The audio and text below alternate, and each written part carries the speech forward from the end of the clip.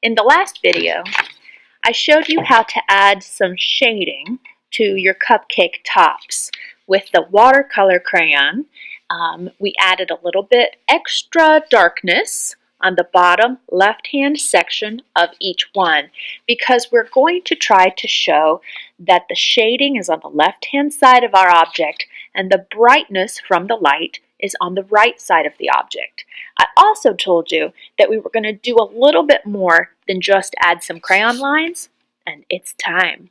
So for this section, or for this step, you are going to need this paper, which should be done.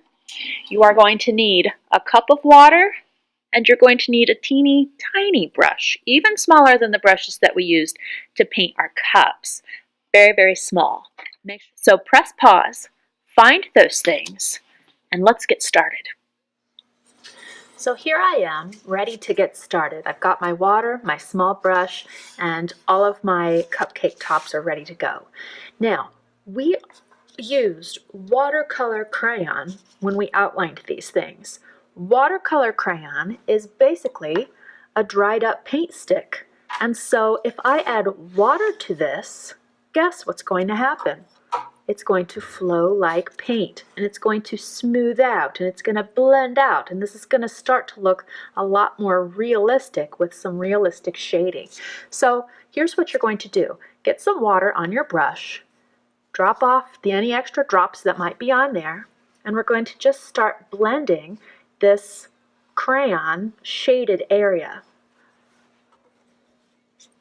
I put my water on there, and it starts to blend, and it starts to spread, and it starts to become, well, like paint.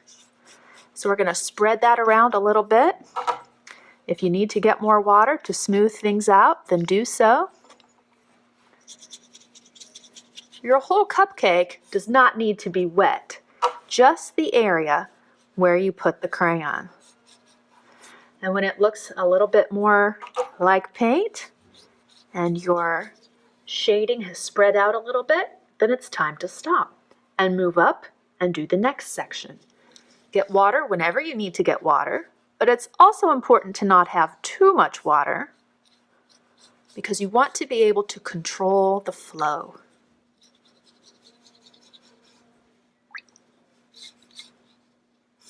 There we go. Last one. This is something that the more you do it, the more of a handle you get on it. It's one of those things that it's sort of hard to put into words to explain.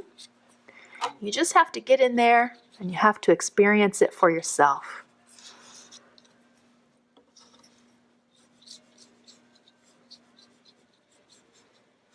Here we go. So pink is done. I move on over and do purple.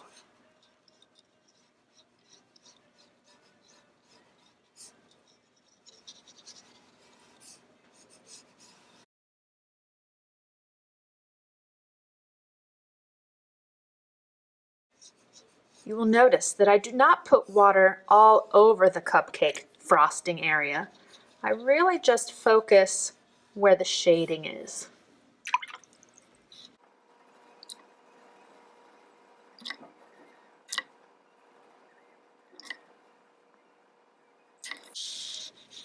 Move right on down the line. As soon as you are finished with one, move right on to the next.